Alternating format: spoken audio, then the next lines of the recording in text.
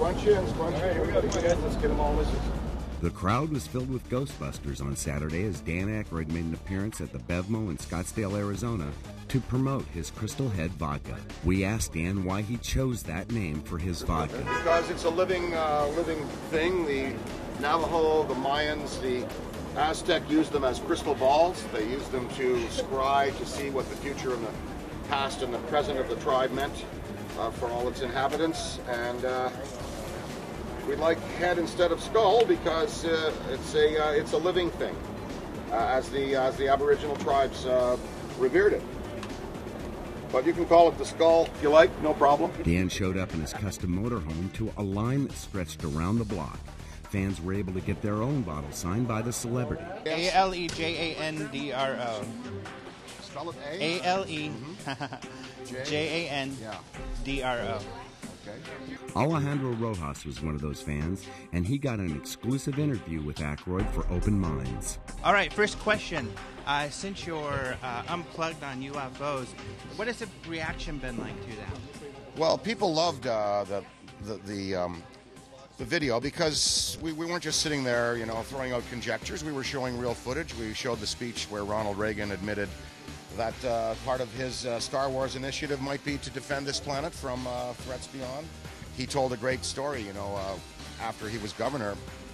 And in fact, in the presidency, he told many people in the Hollywood industry that he had seen one.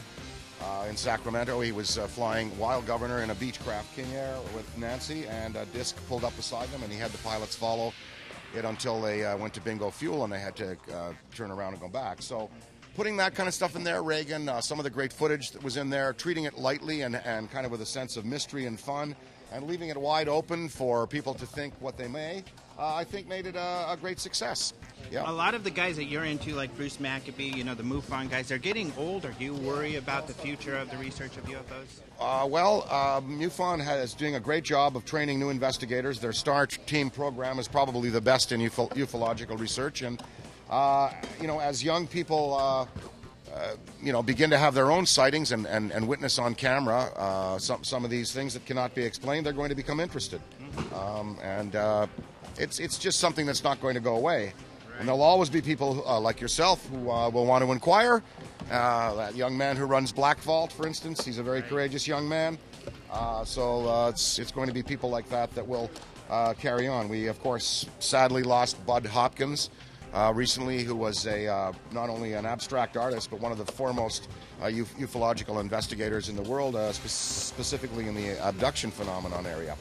And that was very sad. Bud was a sweet, wonderful, compassionate man, and we are all sorry that he's gone. A great guy. Last question is, Chicago O'Hare, there's a rumor that you had a video from a witness.